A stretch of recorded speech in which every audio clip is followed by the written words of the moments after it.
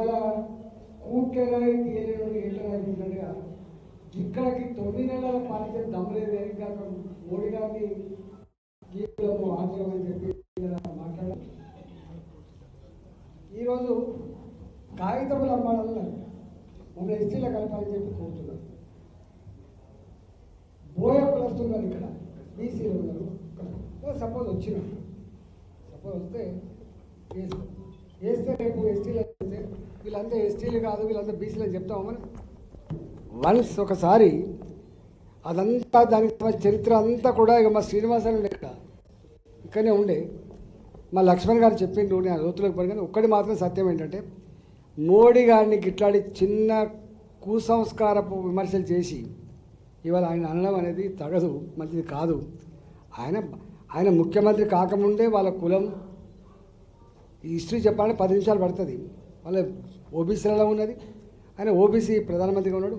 ఒకటి గర్వంగా చెప్పే అంశం ఏంటంటే దేశంలో ఇప్పటి వరకు ఎవరెవరు ప్రధానమంత్రి అయినా మరి చూసిండ్రు, ఏ వర్గాల వల్లైనా చూసిండ్రు.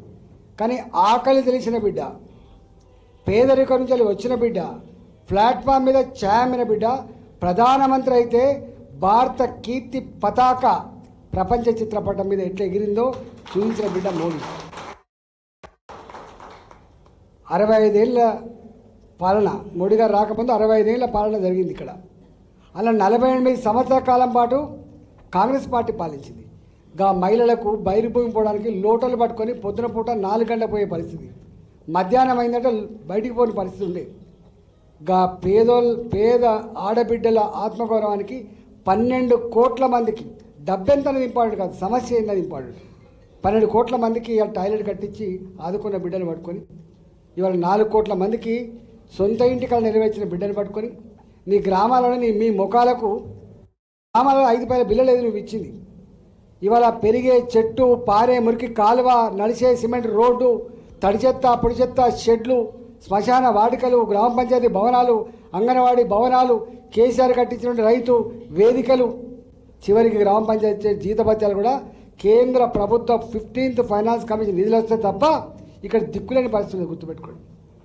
గది ఇవాళ వీళ్ళ దుస్థితి. అందుకనే వీళ్ళకి ఏం చెప్తాను చెప్పండి. ఇవాళ ఆయనకి ఇలాంటి వాటిలో లాగి నువ్వు పెద్దోని అవుతా అనుకుంటే నీ వెర్రి బాగోతానానికి ప్రజలు నవ్వుకుంటున్నారు. గీరనామా ముఖ్యమంత్రి అని చెప్పి ఢిల్లీకి పోయేమో మా పెద్దన్న అంటాడు, ఇక్కడికి వచ్చాక ఇది మాట్లాడతాడు. అందుకని అంటే బాధ అనిపించే అంశం ఏంటంటే ఆయన అహంకారంతో కేంద్ర ప్రభుత్వ పరంగా రావాల్సినవి రాకుండా చేసుకున్నాడు. ఈయన కూడా ఇలా గిట్లాడి పిచ్చి మాటలు మాట్లాడుకొని చేసుకుంటాడు. ఇది ఆయనకు నష్టం కాదు, తెలంగాణ ప్రజలకు నష్టం, తెలంగాణ రాష్ట్రం నష్టం. ఇట్లాంటి పిచ్చి మాటలు మాట్లాడదని చెప్పి కోరుతున్నాను నేను.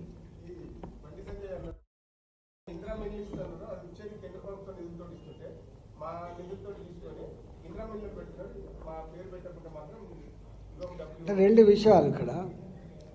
ఇప్పటిదాకా ఇండ్ల ఇచ్చే విషయంలో కేంద్ర ప్రభుత్వం కొంత అమౌంట్ ఇస్తుంది.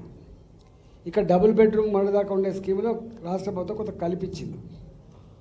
ఇప్పుడు మళ్ళీ ఇస్తే కూడా ఇక్కడ కేంద్ర ప్రభుత్వం వేయాలి.